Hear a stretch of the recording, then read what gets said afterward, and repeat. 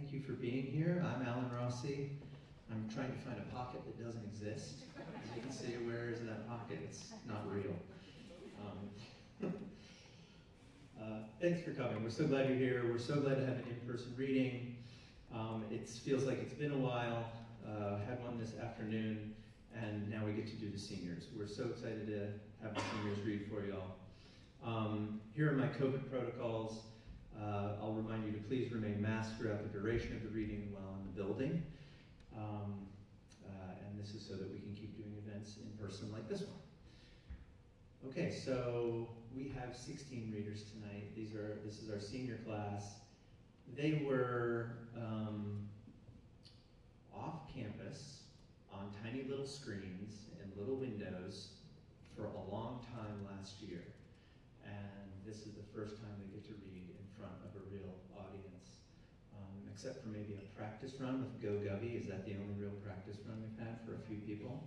So this is huge. This is big. This is a thing that is normally something we do all the time, and yet has been totally absent from the experience here. So we're so glad they get to do it. I'm not going to talk anymore. I'm going to let them do it. Alden Rondo.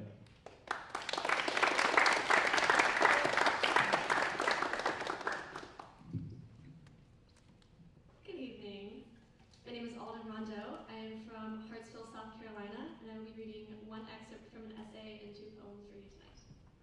The first one, the excerpt, is from an essay called To Peel a Quiet Orange. The girl next to me picks apart an orange between her hands, mutilating the slices between the peel. I don't eat oranges. The smell of them has sickened me since elementary school lunch, watching half-absent friends peel them and eat them with stale pizza slices and canned corn.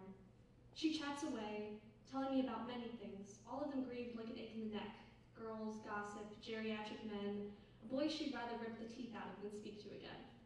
Hanging on the edge of every sentence, I lie orangeless on the concrete, watching her tear apart the fruit with an air of resentment that trembles in her hands. I tell my therapist about the girl with oranges, about the guilt I feel in refusing a slice, and we discuss my swelling inability to express anger. The girl with oranges, I tell him, is a grouch. There are many grouchy people in this world, but she is the winner of that pageant. This girl holds frankness so pure it's a virtue. After she packs up her things, hikes up north for college, and gets a little angrier, I listen to her for hours at a time over the phone, trying to place what she's got that I don't. There's a playfulness to her spite that I am jealous of. Her complaints have punchlines, subtle builds, creeping up like an old matriarch's word-of-mouth legends, and I can almost see her rocking back and forth on an old chair with a frustrated squint in her eye, a quiet amusement that makes me want to feel the same comfort and grumbling on and on. So that was that excerpt. And then I have two poems. I'm going to give a little bit of context. They are both based off of the poem Nighthawks by Edward Hopper. So I wanted to kind of emulate that same imagery and sense of like loneliness. So yeah. So here's the first one. Out of the movie house, here they stumble. The nighthawks, glimmering so hard they quiver against midnight. Into the iced air, they breathe their love for it, a devotion half hummed into hymns. Oh, there are the things that render a winter worthwhile, the light of the windows and the light of the candles and the light pushed up in a face, long shadowed, fluorescent. Here comes the frostbit adoration heavier than snow. What they never feel is her August face in the windows and the light of the candles and the incandescent expression she breathes like a flame, soft shadowed. What they love between the cracks of ice is summer in her full flesh and their whole body, feverish and perpetual, her warm head like ducked above a windowsill, like an angel flown to thaw. And then the second poem. Somewhere darkly, the red-haired girl is hovered between two humming hours of the night, sailing between sleep and surges of sound like the sea, ebbing, flowing, splitting rocks beneath over-traveled souls. Blood-mouthed, blood-dressed, she skims the night, not quite a vampire, not quite the omen she's made to be, but bursts from the ribs like a sunrise with her rosy aorta in bloom across the sky. This is only in her sleep, though, nestled on a train car after hours, maybe after the diner closes, maybe after the painting is finished, and nobody has to create her anymore. Thank you.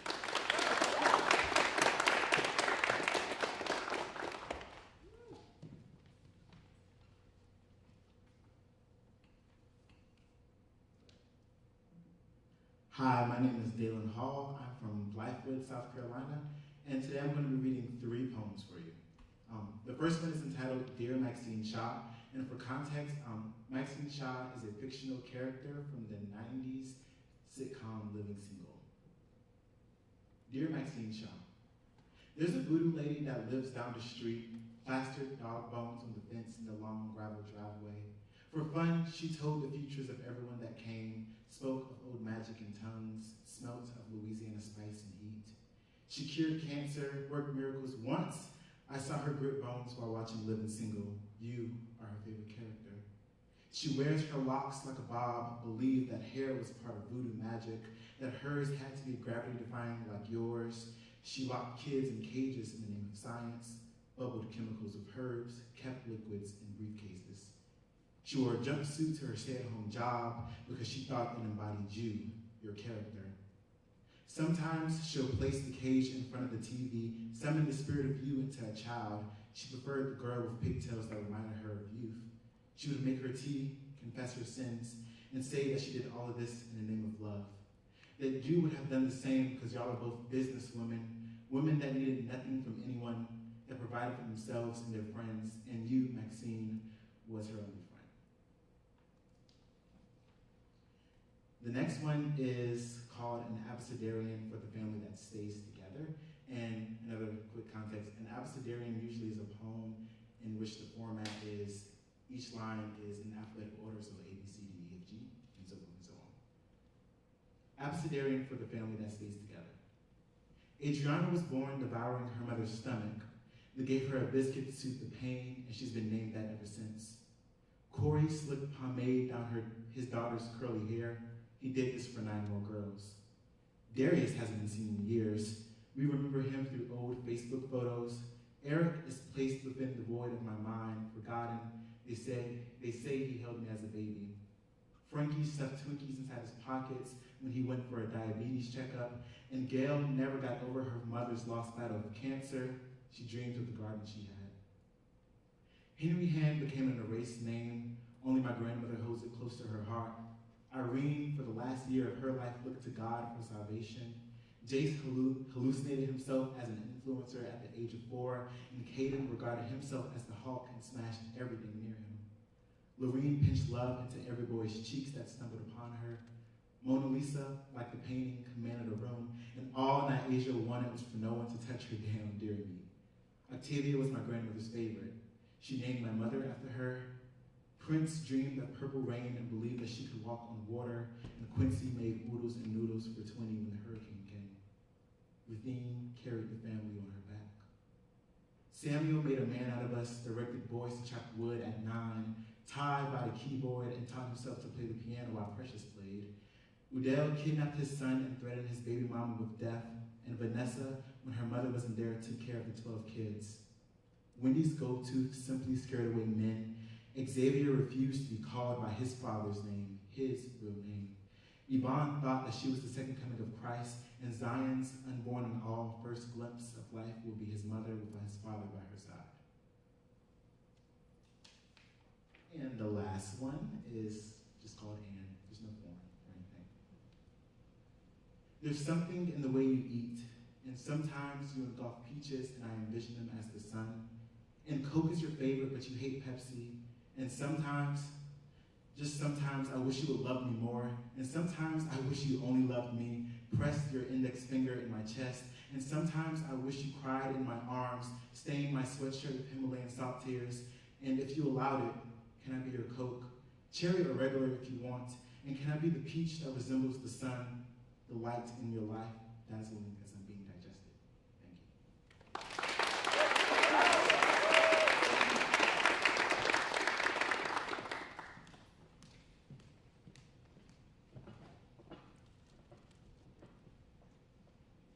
Hello, my name is Emma Carter. I'm from Blythewood, South Carolina, and tonight I'm going to be reading you a piece of nonfiction titled Ring Toss. Another red rubber ring clinks between 2 glass bottles. Tiger thumbs the next one, passes it between his hands, then passes it to me. You try. I put the ring between my palms, warm it up, blow on it like a set of dice. I squint my eyes, making only the mouth of the bottle visible. I fingertips at the edge of my blurry focus. I take a step back, lean forward, toss. The ring falls flat in front of the plastic wood cartons the glass bottles are arranged upon. It's okay, Tyler tells me. He takes my hand. We walk up and down the east strip of the fair again, looking for the cheapest game with the best prize. Back at the ring toss booth, we hand a mustached man several bills, which he crumples into his fanny pack. He pretends to count off 4 rings, but hands more like 6 to Tyler. He begins a careful process of calculating each minuscule variable in his head. The distance between himself and the bottle, how hard he needs to toss, the angle. It's as if the entire rest of our lives depends on him landing the toss. Really, the only thing he can earn from the toss is a boost of pride and a large but cheaply made stuffed creature. He wants to do it with his own money, win me a plush like the other boyfriends do for their girls at the fair every year. He wants to take a photograph together, the huge animal between us. Let all the other guys see he can do it. If he wins me a sack of polyester and synthetic cotton, does that mean he's a man?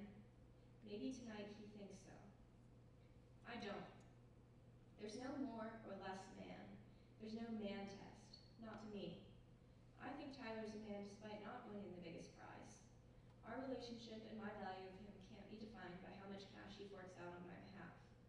I'd rather he worry about me having a good time, like he is tonight, holding my hand, asking what rides I want to go on, doing things he normally wouldn't for the sake of making me happy.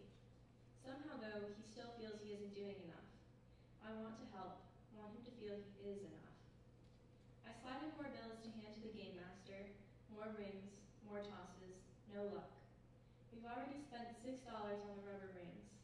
We've blown most of our cash on fair food, other games, and overpriced wristbands for unlimited rides.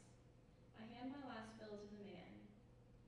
He shoves it in his fanny pack and heads over to pick up a teal bowl full of rings. He passes the bowl to me. I cradle it in my left elbow, see the white-blue scuff marks, and estimate the number of rings in the bowl. There are supposed to be 15, yet there are definitely more. I figure around 25.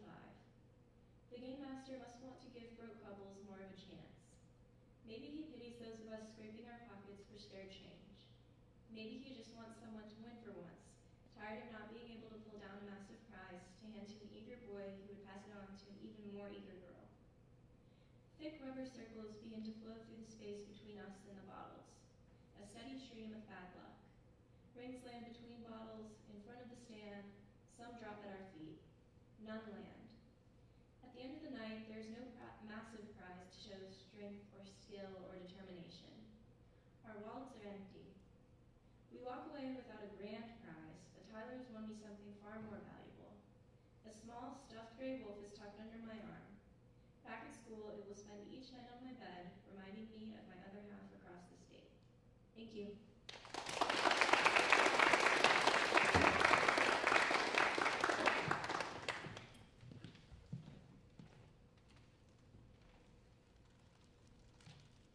Howdy.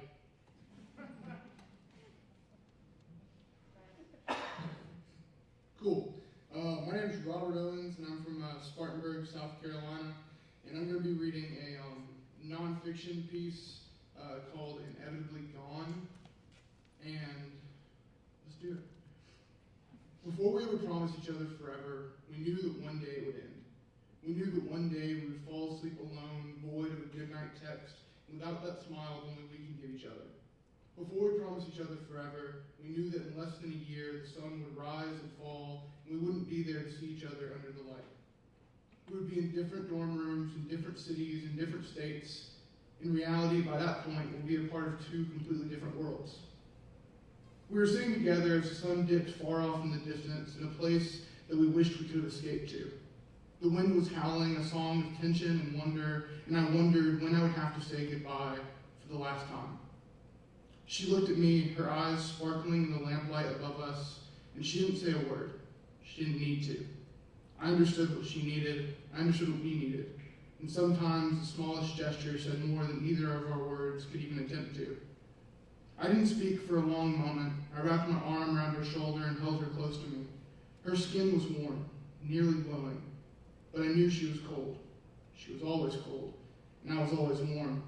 Some days I wondered why we ended up together. I was like fire and she was like ice. Oddly enough, she loved summer and I adored winter. I never lied and she didn't quite know the truth yet. How are your parents? I asked. Pops and Mama Kay. Oh, hush, we're not married. Don't call my parents that, she said, laughing and pushing me away gently. I lowered myself and stepped away from the bench. I put one knee on the ground and held out my hand. Marry me then. Let's run away from here, I said with a hopeful gleam in my eyes. I knew we couldn't run away. I knew that she would tell me to sit down and hush again, and she did. You know we can't do that.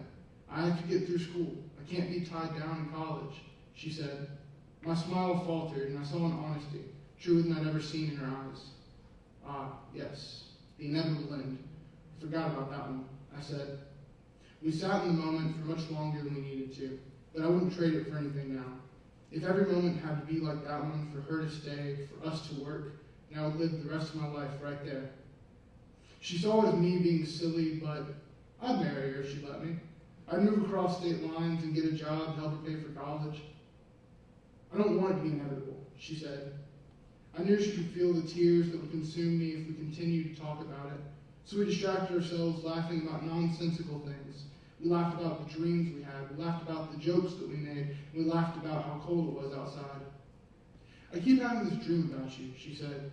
Usually we're driving, sometimes we're walking, and it feels like it will be great, right up until the end. One way or another, you always leave me, she said. She laughed at this and looked at me with her baby blue eyes that pierced through the dark. And sometimes you come back. Sometimes we end up fighting, but no matter what, at some point, you leave. It makes no sense because in reality, you'd be the one leaving, right? I said, and for a moment I regretted it, but for a longer moment, I wanted to know. No, she said, because neither of us are going anywhere just yet. I'm not done with you.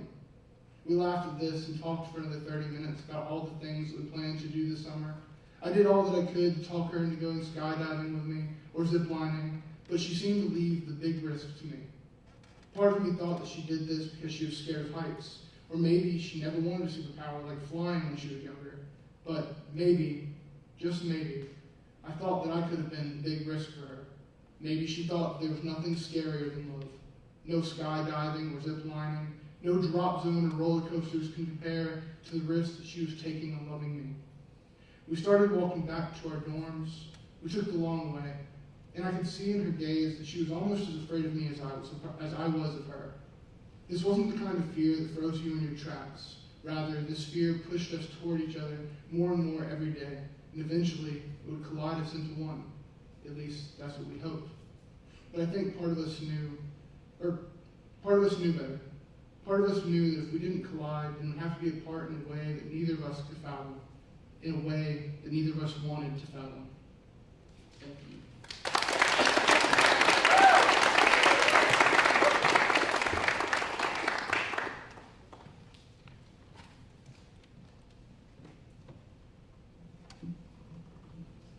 Sorry, I'm a little bit shorter here. Hi. Hello, my name is Cassie Drew. I'm from Columbia, and I'll be reading some poems for you all tonight. And the first poem is a persona poem from the perspective of Frankenstein's monster. An open letter to those who called me monster. Dr. Frankenstein, you should have your medical license revoked. You are more of a monster than I will ever be. You ran from the responsibilities that you created. You didn't have to make me. You spent hours digging my parts up, hating who they came from, and you did it anyway. That's the thing that confuses me the most. You took all these pieces from people that you despised and expected to make something that you loved. Or maybe you didn't. Maybe you wanted to create something out of your own self-loathing and make the thing hate itself. Dr. Frankenstein, I recognize that I am made up of the rotting pieces, but I am no longer wasting away in your perception of me. I am new.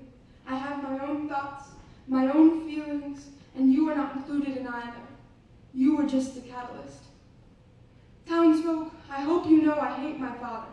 He was the one that first called me monster, the thing he birthed from his own hands.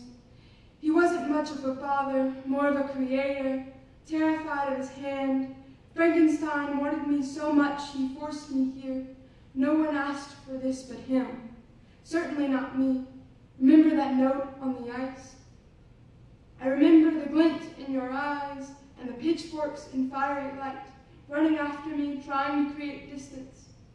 I merely needed people to stop looking for me, the yelling, the hunting. I wanted it to stop. I guess it worked, because no one has come around since. I don't suppose I blame them. Have you seen me? That's a dumb question. I guess all of you have seen me in some capacity. I am kind of famous around here, maybe infamous, depending on who you ask. To those that called me monster, have you looked in the mirror lately? The second poem is called When Brain and Body Disconnect. Today, the shower has a heartbeat. My jello has bones. My strawberries are blue. My water is sliding sticky into my mouth, coercing saliva. I am is apart from myself. Floating above myself is I am. The pieces of me are separating, no longer intertwined, falling through the floor into the space between. Muscles earthquaking within, I tremble from the light at the end. I raise from the space between, stagnant, pulling all together, one removal of breath at a time. Come back, brain unfogging from an ache, released. My water melts and my mouth is dry. My strawberries turn red. My jello softens, smooth. My shower is no longer alive. And the third and last piece is called Skeletal Constellation. Skeletal Constellation. Forgetting a piece of you and loving the empty space it leaves me to rediscover. A piece of me, or maybe we, intertwined like bone, muscle, and tendon. We were stars forming a constellation, trying and failing to give sailors guidance. We can't form our own bodies without closeness. Myself falling through your silver blue eyes. I mean stars, stars higher than I could ever be. Cassiopeia can find you flipped upside down into Ursa Major. Diving into the dipper, you come up for air that will suffocate you. I know now that this is the end of our constellation connection. The stars are no longer aligned, nerves fried, yet we are still overlapped like bone, muscle, and tendon.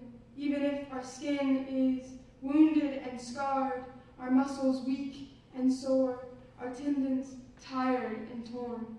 We are still some constellation connection, connected at our arthritic joints.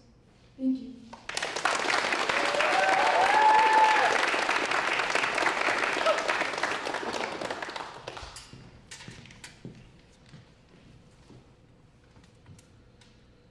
Hello everybody, my name is Andrew Williams. I'm from Orangeburg, South Carolina, and I will be reading a nonfiction piece today.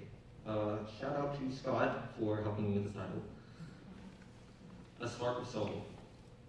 In 9th grade, my biology class learned about northern cardinals.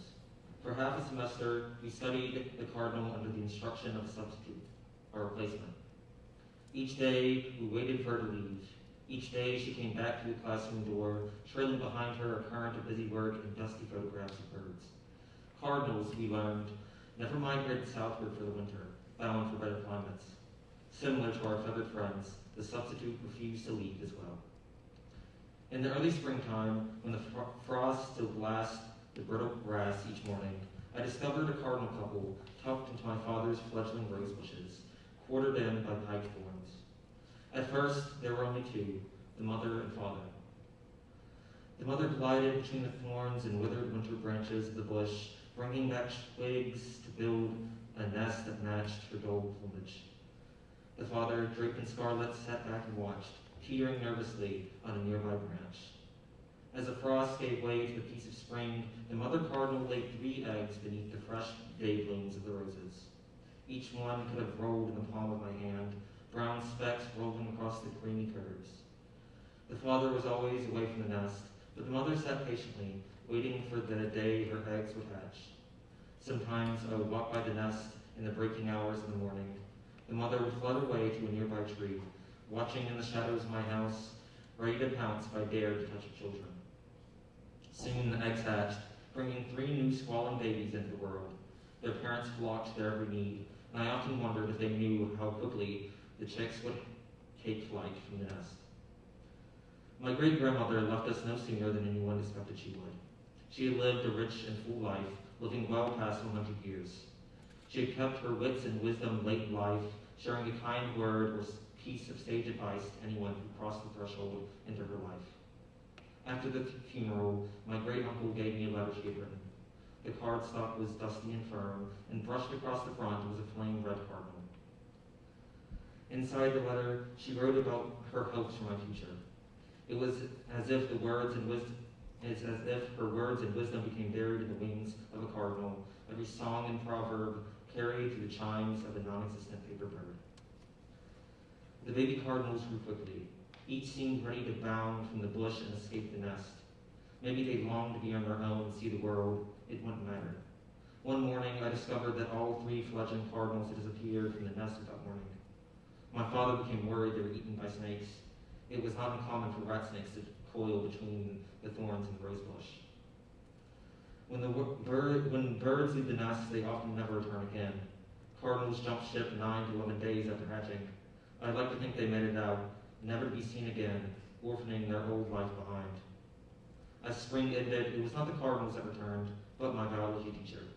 We changed gears in learning about cardinals. Her son died earlier that year.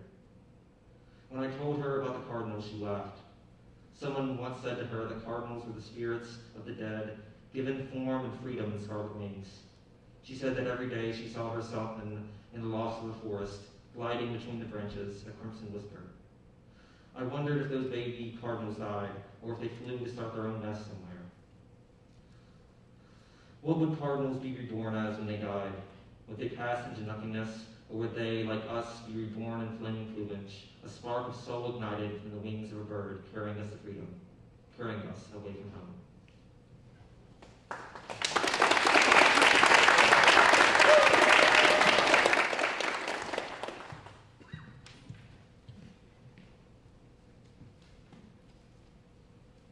As Robert very wisely said, howdy! I will be reading 3 poems. Yes. 3, I don't know count. The first one is called In the Twilight Zone. In the twilight zone, you let me exist, dancing quietly in the dark, pretending you don't see me tripping over the tiles in my old kitchen. The phone on the wall doesn't work anymore, and the creation and destruction of love and hate are only 2 shades away from each other. And you taught me how close everything is to everything else in your hidden pocket universes, and I like to think that you would be telling me to get it together and stop holding on to things that will break my wrist again. Wish me luck in this era of fortune cookies filled with granulate ambrosia beetles and sour-toothed men. The next one is titled Baptism. Hope is nothing without retribution. Revelations ride the bumpers of wrong answers. Why are you so afraid of the bathroom mirror? Toothpaste stains in the basin of your aorta remind you of your own temporarity. You are drowning in the bathtub again. It's not calm down there either. Saccharine self-worth is not enough to save you from fogging and coughing up fluoride and red clay and blooms of blue-green planktonic algae. And the third one is called King of Pentacles. Has anyone ever told you that you look like a David? Your hands tangle in your hair, leaving high hopes behind the shadows of lilac flowers atop your crown. They falter, falling farther from high class. You've always been a king to me, David, even before your new title. The hierarchy was never wrong about you. Clean your bloody knuckles in the rain and thank the high heavens for leading me back to you. We both got lost along the way, but your voice carries high above the lingering memory of our transgressions. David, you're not what we have done. Meet me at the table. A feast has been set for us. David and Reid will toast L'chaim. Thank you.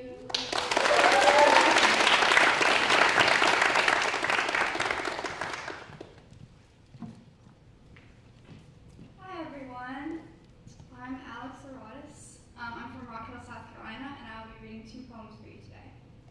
So the first poem is titled Instructions for Grappling Loss, written while sitting cross-legged on a picnic blanket. And this is After Winter by Elizabeth Bishop. Quote, "The art of losing isn't hard to master," end quote.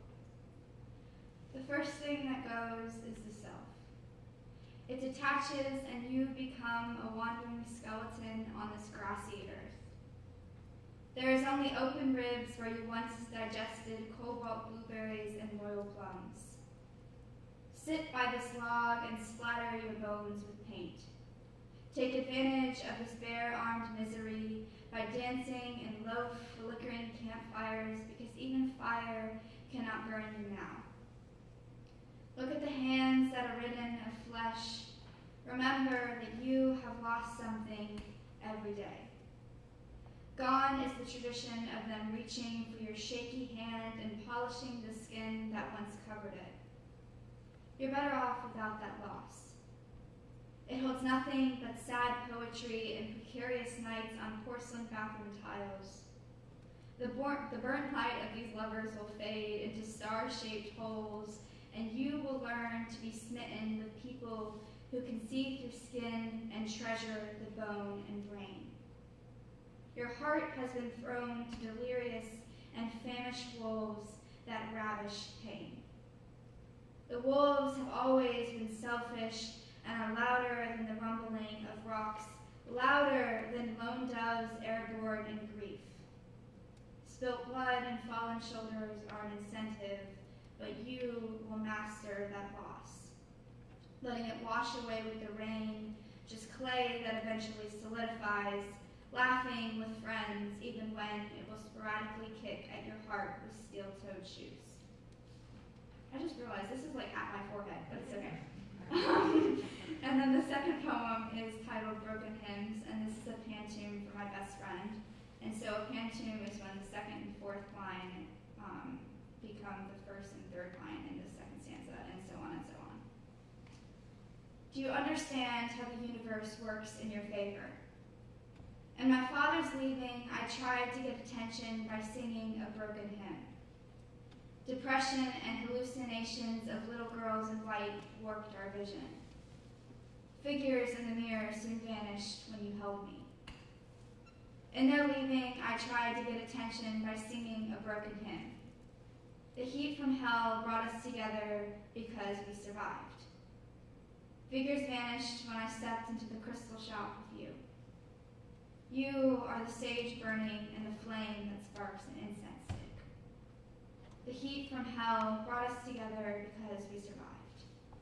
Now drinking moon water out of secret cups hidden in the floorboards, you are the sage burning and the flame that sparks an incense stick. At ease in the hours from sunset to sunrise with a tear-stained face. Now drinking moon water out of secret cups hidden in the floorboards, I have spoken to the universe, and she has told me to tell you that she is sorry.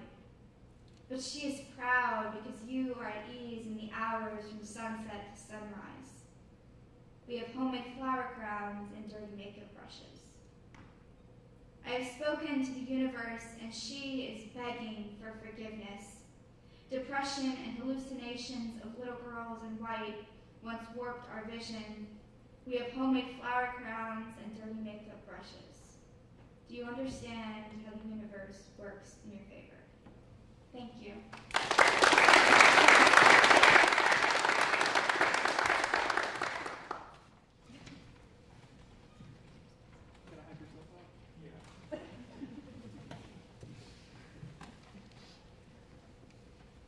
Hello, everyone.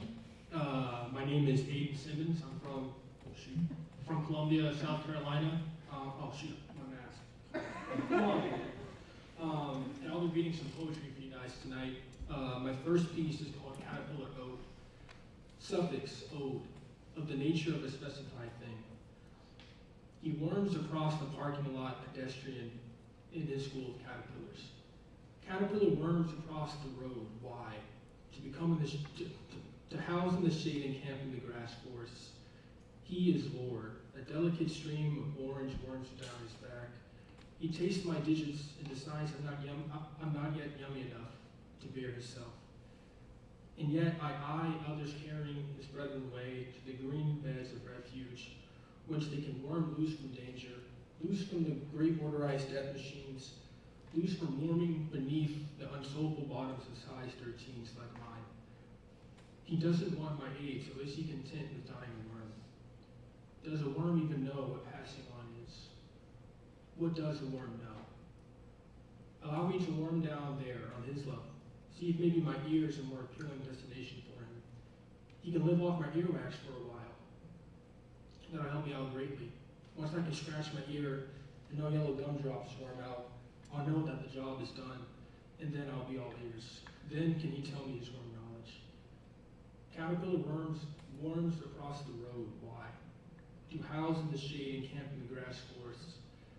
I want to know him, for no other reason than for man for once to hear from you, for no other reason than for man for once to hear from you life. Here, squirm onto my outward tongue, whisper your secrets to my taste buds. It doesn't seem he wants this as bad as me. I'll swallow his stories and course them throughout my body, or he can fly to me when he moths, because when he's winged, the choice will be his. My second piece is titled The Twins. Aiden comes home to blossoming life, baby's feet bouncing off the wooden floor. Ashley and Ariana's the twins, the little girls who dance and play the day away. Dad, a Dominican in his freshman months in America, calls their names but isn't chasing baby's feet bouncing off the wooden floor. I lost my place for a second. Okay, he's learning English off flashcards that Grandpa reads to him, first saying the word in Spanish, then English. Auntie, a businesswoman hopeful whose drive is sharp enough to pierce diamond, is beat on the couch. School's her baby that she wishes she could put to bed, its loud feet bouncing off the wooden floor, keeping her up all through the night. Uncle Aiden, aspiring sports journalist whose motivation for school, among other things, fluctuates, his feet bounce too, as the little ones try to catch him so they can be swooped up. Even they're tired of their feet bouncing off the wooden floor. Mom, wanting to spread her wings and live out the American dream with her young family, works 8-hour shifts in her makeshift office in the guest room downstairs, hoping to one day move her family off of wooden floors owned by baby's feet. Grandpa enjoys the rest with Auntie. He's at school too, professoring and such. He speaks lots of how the grandbabies remind him of when our feet used to bounce off the wooden floor. Grandma professors as well, but her heart's really in the arts. She's rustling up dinner, attempting to satisfy 8 mouths at once. She swims a spoon of food behind us while our feet bounce off the wooden floor. Time beats by, Aiden goes off to college, Dad becomes Americanized, Auntie births businesses. Mom gets the family a place, and Grandpa and Grandma retire. Childhood amnesia snatches the twins' memories. And on holidays, they gather on the old wooden floor, and Uncle, in the middle of a story, stomps his feet on the ground. The twins look on in confusion, but Dad, Mom, Auntie, Grandpa, and Grandma stomp along, giving life to the wood once more with the song of bouncing steps. Thank you.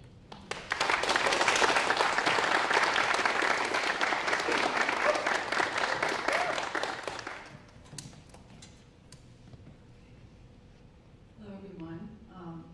My name is Grace Warren Page, and today I'll be reading 3 poems to you.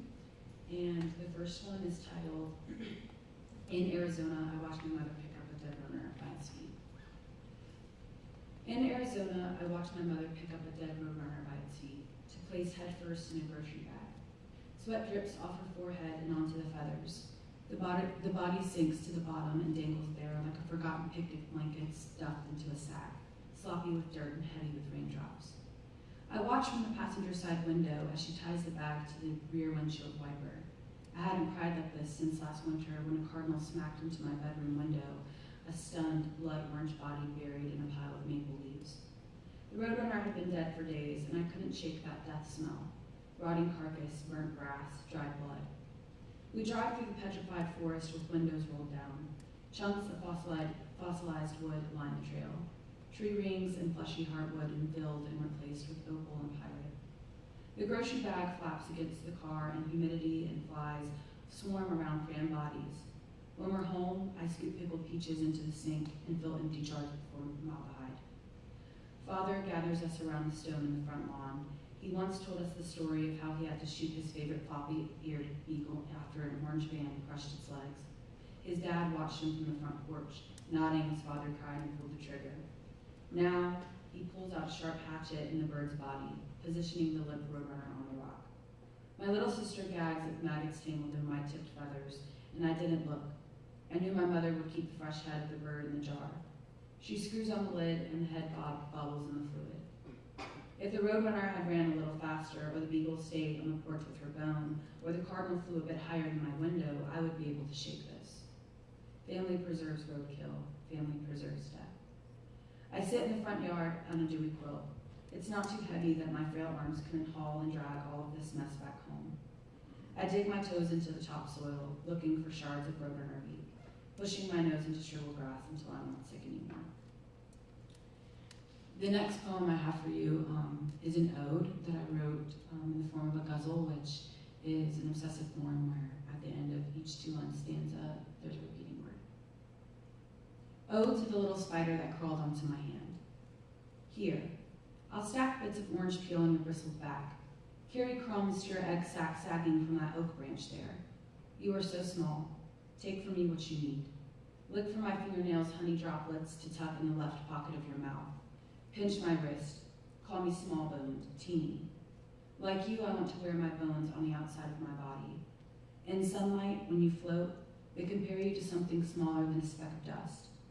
Oh, you could have picked anyone to sputter soft silk web around, but you picked me. I too know what it's like being something small, crawling into the pit of my best friend's palm. Here, twirl hair clumps drifting from my scalp into shiny decorations for your web. Just promise me, small one, when you swallow the honey bunch in your cheeks and stickiness sizzles in your stomach, think, wow, what a lovely thing it is to be small in this world. Nothing can touch you here. Show me one last time how you scatter. Show me one last time how to reach for the small of my back to grab my spine. I'll pull the vertebrae until they poke through my skin. I'll spin in this big world until I'm dizzy and glinting. There are small, unsettled stars singing in my throat. Oh, please don't go. You have nothing to do with me, I know. But if you aren't too busy, stay in my small world a little longer, because once you leave, the world is big again. The last poem I'm reading is an address from Alice Neal to me, and Alice Neal is a famous painter. Alice Neal to Grace Warren Page. You have been searching to fill your empty stomach with something, and let me tell you, stripping naked in a vineyard and squishing Concord grapes between your toes to make wine by dancing around in a wooden bucket, or covering your chest with dirt and thick patchwork jackets, or hanging wet bed sheets from your window during the winter to watch them slowly stiffen, won't make you any less hungry. It's funny how much we talk about hunger, dear. There is no such thing as absences, only things you search for until you find it or you don't. Grace, you are forcing your head up to face this world by holding a fistful of your own hair. Let go, the strands of you are thin. What you are looking for is the child who used to beat against every good part of you. Here, drink this pomegranate tea and eat bits of this bread.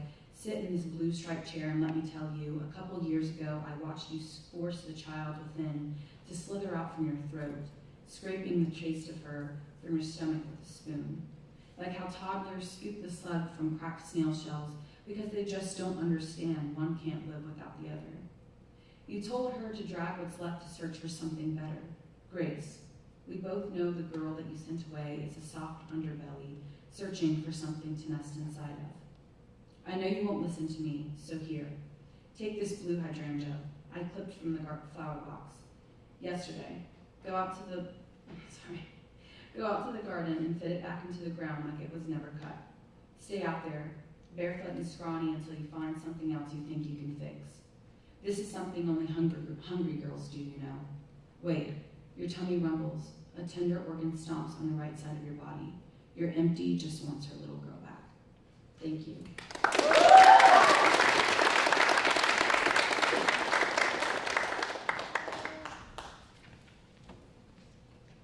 Hello, my name is Katie Davis. I'm from Bluffton. My first piece is a poem. It's called Thinking About a Poem Called Marriage after William Carlos Williams' marriage. Standing in grass, I can't really picture it, so I think for a while and decide the concept's not so different from two people exchanging secrets. This is how I learned to swim, and this is how I learned to walk. And a man I've never seen uses upcoming words. And I swim and walk and watch him, and he says, this is how I learned to climb, and this is how I learned to fish. So I say, there is a woman in the water who sinks to the bottom of a spot down river, and I want, like her, to see 50 feet through the stream and know every direction the current is flowing.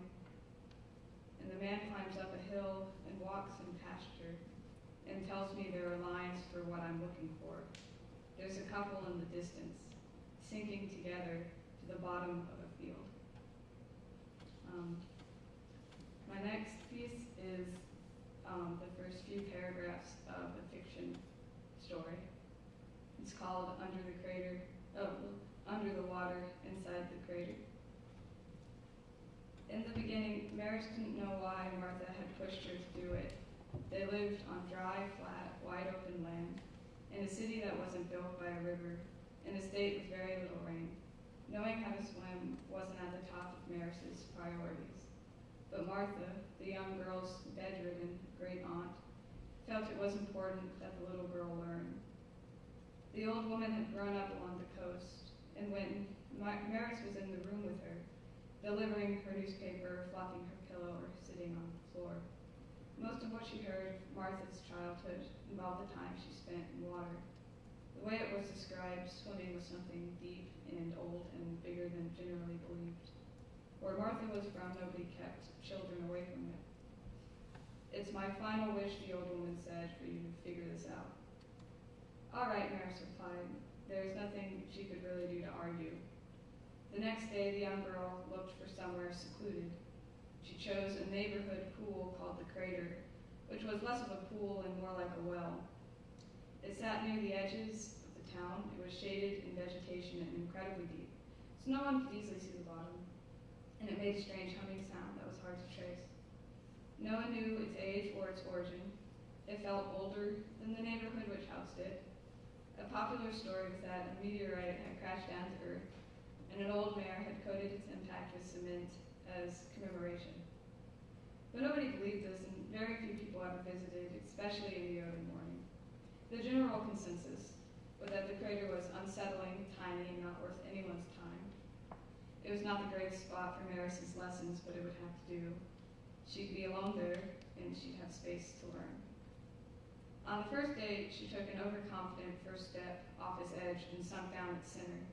Maris wasn't used to this kind of danger and immediately began to claw for the sides. Don't panic, be bold, Martha had told her, but this advice turned out to be difficult to follow.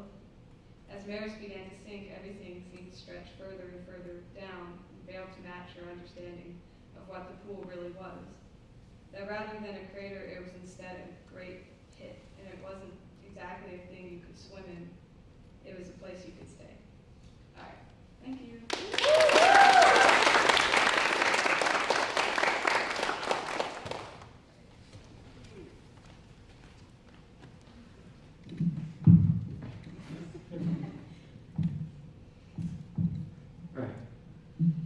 Hi everyone, I'm Sinclair. I'm from Somerville, South Carolina, and I'm going to be reading a fiction piece and a poem for you guys today. The fiction piece is titled Two Goodbyes. For the half year following Uncle Jack's passing, Aunt Lucy held him in the same regard as the Holy Spirit. He was all around her, his iron suits in the closet, their wedding photos hung above the red brick fireplace. The willow in the front yard was a tangled mop of hair he'd worn in the 60s, and she swore the furrows in their old armchair's fabric was from the way he sat while reading.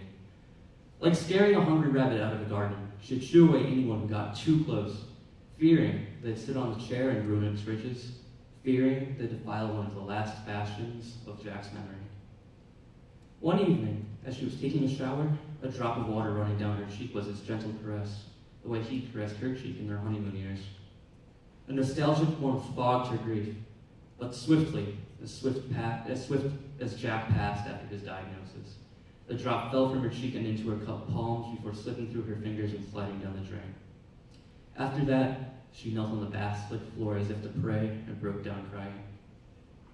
When I came to visit her the morning after, as I did every week to check in on her and see if she was doing okay, I brought a tin of vanilla wafers and began to boil water for tea.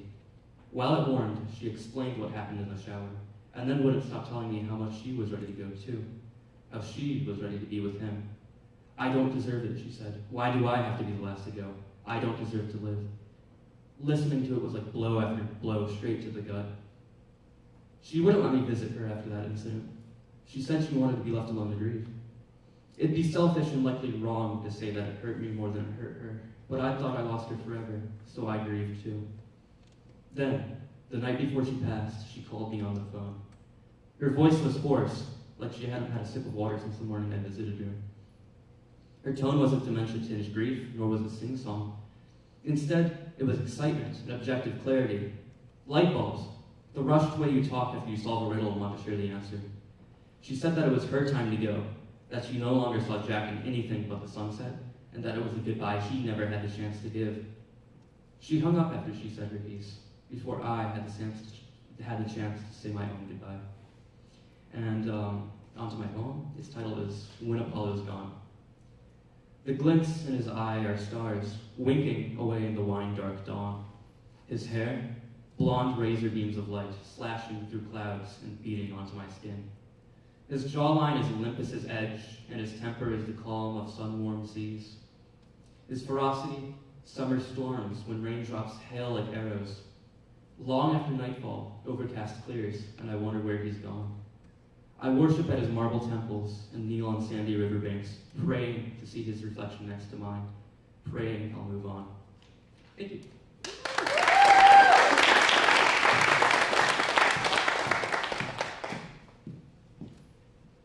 I hope you guys can hear me because if I try to move this microphone, I will break it. My name is Em Moore. I'm from Myrtle Beach, South Carolina, and I'm going to be reading an excerpt from a fiction piece entitled Phase.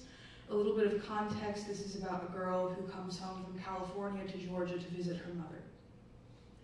Sloane gets through the visit back home to Georgia by ignoring most everything her mother says and by talking to her boyfriend, Holden. They send messages back and forth quicker than lightning strikes, and she spends a lot of her time smiling down at her phone, holding it close to her chest as if it's a treasure ready to be stolen. To say that she misses him would be an understatement, and her mother notices this. "It's so good that you finally have a boyfriend, Sloane," Janet says, sitting across from her at the table of a restaurant that neither has been to in years.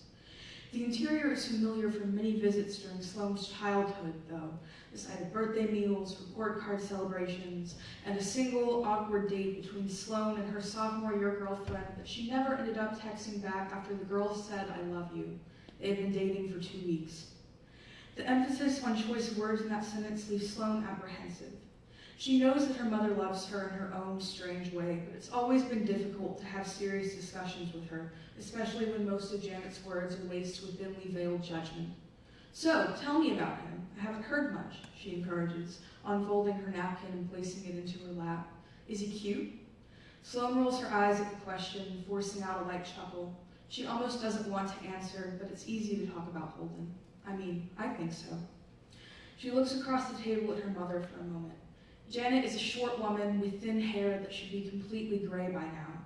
Her face, mainly composed of wrinkles and faded sunspots, is uninviting at best, and she has light eyes that will fixate on someone intensely, as if to suck the deepest of secrets from their soul. Those eyes are fixated on Sloane now, and Janet's face is ripe with the urge to interrogate her daughter for all the little details about the relationship, in the same way she would grill someone for gossip in her Bible study group. It's frightening. Up until this point, Holden has been something Sloane has kept entirely separate from her mother, and by proxy a part of herself.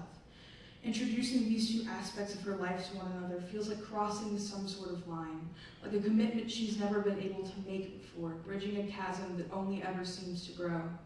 Though, sitting across from her now, seeing the pure curiosity and eagerness on her face, it feels wrong not to try. That's how Sloane finds herself telling her mother about this boy she has found. The way he brushes through his hair after he yawns, how his eyes crinkle at the corners whenever he smiles wide enough, his shaky hands, how they always seem to be on the verge of spilling whatever drink he's carrying. Sloane tells her about every detail that she'd typically squirrel away in the back of her mind and save for herself, precious moments meant to be shared with no one else.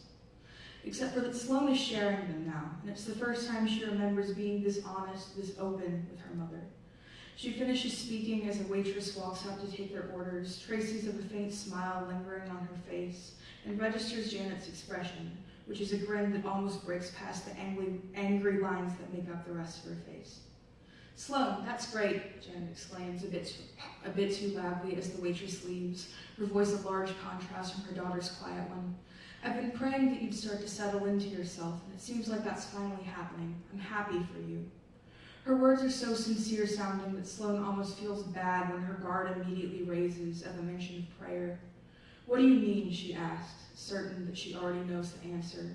It's the same answer she's gotten her entire life, the one she ran 3,000 miles away from as soon as she could. "Well, you're out of that lesbian phase, aren't you?" Janet asks, her voice hushed around one of the words as if she can crowd it into a corner where no one will notice. This is the reaction she's been waiting for since her plane landed, the one that makes her so hesitant to be here in the first place. Sloane knows that her mother doesn't want to accept her sexuality. She's known since she came out freshman year and received only a pat on the head and promise of thoughts and prayer, but that doesn't make it hurt any less. This is what distance is for. Being across the country from someone is enough to make a person forget she isn't wanted for who she is.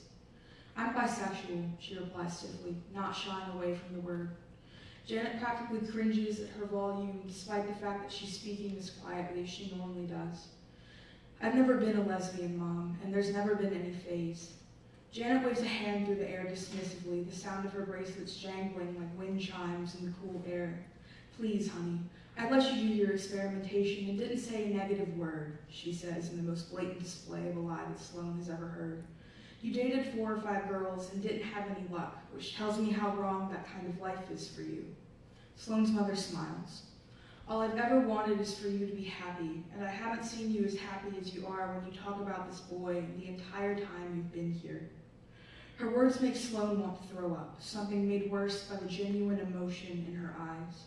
Janet completely means everything she says, both in her happiness for Sloane and her disregard for her sexuality, and the two are extremely difficult to reconcile with one another. The comforting smell of the restaurant turns sour in an instant, and the pasta that Sloane ordered sounds about as appealing as a lump of wet clay. Nausea, silent and fast, invades her stomach, rising up to her throat.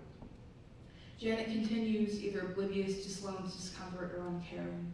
"You're in a relationship with a boy now, Sloane. That's the way things should be, how they're meant to be. You can put all of this confusion behind you and live a good life." She says all these things so nonchalantly, as if there's no possibility that she could be speaking anything but the truth. Her face set firmly in place, she's an immovable object, something beyond reason. Except for she doesn't have to be. For a beautiful moment, Sloane pictures herself standing up to her mother. She thinks of telling her that nothing about her is a phase, that she's known this part of herself since 7th grade, wished to God and the stars and anything else that could hear her not to be this way. She thinks of telling her that she can love a boy and still be bisexual, that being in a straight relationship doesn't mean she's faked her sexuality for years. Sloane imagines wiping the self-assured, disapproving look off of her mother's face, screaming the words loudly enough that they finally stick. She doesn't, though. Thank you.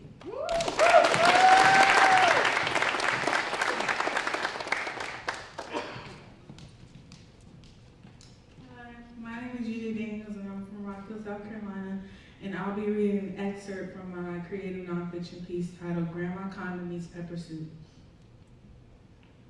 Entering the crib, my sweaty limbs dreading my third shift, I envied the steamed, dingy walls basking in the cigarette-like smoke of the soup boiling on my sister's rusty stove.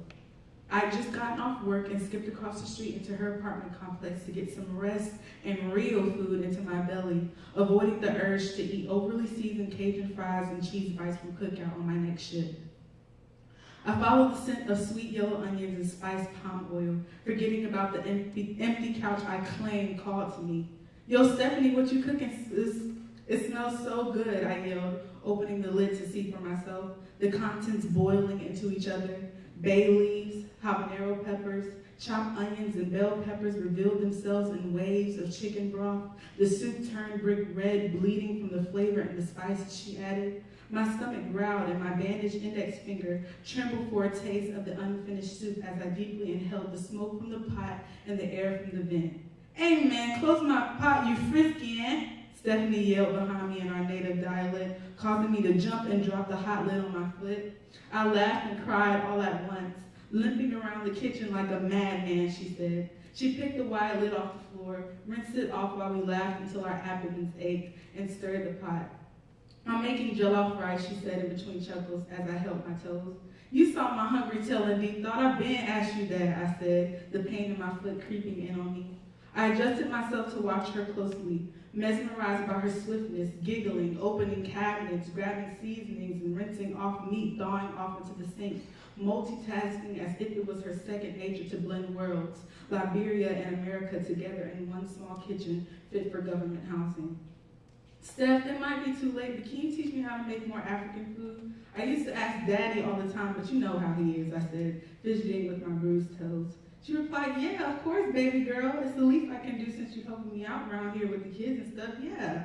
Adding in the mixed vegetables and chopped up breakfast sausages in the pot as the meats continued to boil down for tenderness, she continued. Matter of fact, come over here with your broken toes and watch me do the rest. Don't ask no questions though, because I can't explain it. I rolled and limped over beside her to lean against the sink and look over her shoulders. It took another 30 minutes before the food was done. The jasmine rice needed to cook, practically fry, once she added the rice inside the thickened soup, glistening under the flickering stove light. Because my nieces and nephews were with their grandmother, the pot was for Stephanie and me, the leftovers for when they returned. We shared one huge plate to save dishes, our spoons sword fighting for chunks of turkey necks, sausages, and gulps of rice. We smacked in between conversations. So you can do it. You can learn how to make. You learn how to make grandma's pepper soup, and you can make any African dish to perfection. She said, cheeks full of jollof rice and hog meat. I was so invested in filling my stomach, I didn't even reply. Stephanie left the table and headed into her room, so I continued to eat and added more to the plate from the pot set aside for leftovers. When she returned, she held a sack made of kente cloth with vanilla white and corn-colored pepper flowers printed all over it. What's that? I said, pointing at it with my oily spoon. She moved away from my gesture and said, hey now, this is Grandma Condomy's recipe bag. Daddy gave it to me when Mommy and him got back from her funeral in Liberia. I remember when my father first heard the news of his mother's passing around 8 years ago. He had never talked about her much until he returned, telling us stories of who Grandma Condomy was and how I met her when I was a baby, how she told the whole village my dad bore a new baby girl who favored her. Stephanie set the sack on the table and old pieces of paper slipped out. I grabbed a couple and looked at the bolded titles in neat cursive handwriting. Condomy's fufu okra soup, Mimi dry rice, Condomy's potato greens. Stephanie snuck rice into her mouth from the pot as she bragged about how she memorized all the recipes in the sack, and she insisted I learn how to pass on the tradition of Grandma Condomy's cooking. Thank you.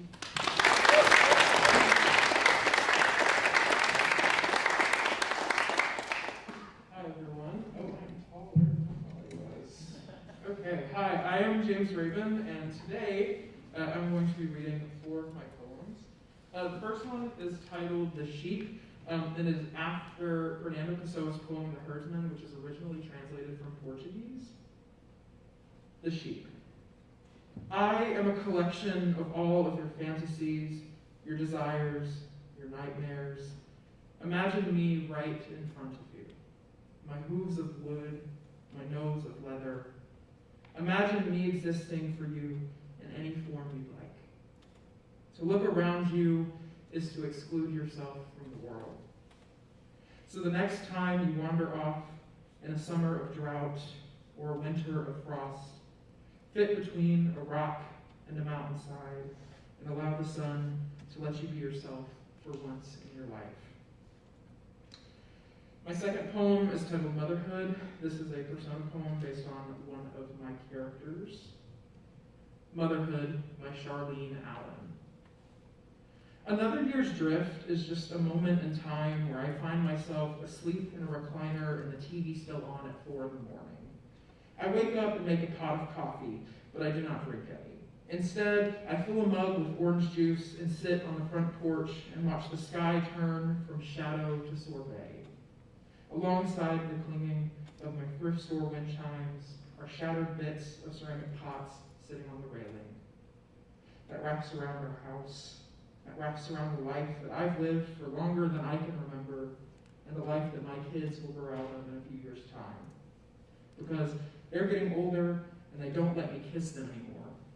They don't hug me anymore. They don't make handmade cards or coupon books for Mother's Day, but I still know they love me by the way they leave their shoes outside every day after school, and the way they don't forget to bathe or eat or laugh. They only forget that I am here to clean up behind them, the way breath blows away dust, or the way a semi-truck blows off steam. And I forgot to take this off, so. The third poem is titled Goldfish. My childhood was wasted in crackers and sand and filling the pits inside of me. Mashed between cracks in old concrete blocks are cheese-flavored crackers that have exploded into dust and are fading with the sun. And I remember eating those same crackers as a kid, and now they are destroyed and loosely packed into the crevices of the ground. They will never be tasted again, never be enjoyed. They will never find a way to stick into the pits of my molars and form a basket of mush diluted by apple juice and saliva. And I didn't have a cavity in my mouth for the past 5 years in a row, and I got my first cavity last year.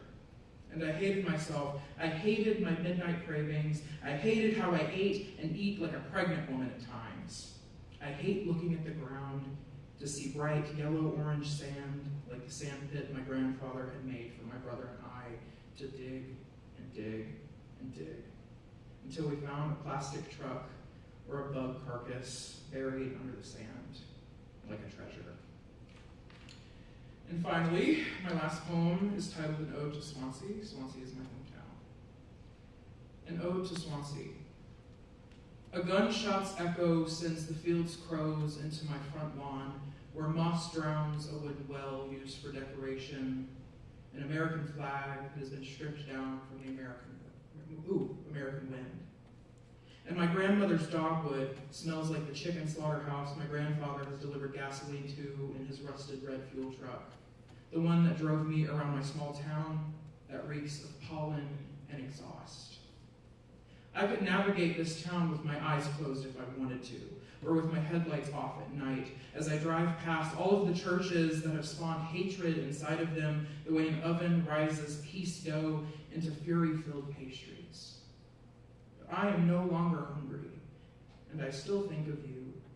I think of keeping you close enough to my rib cage that I will never leave you, or that god-awful stench ever again.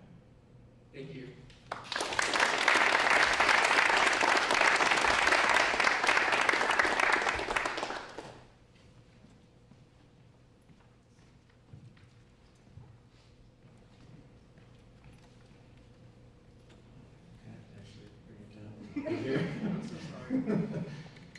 That was incredible. I was going to say something, and I think what you all just did speaks for itself.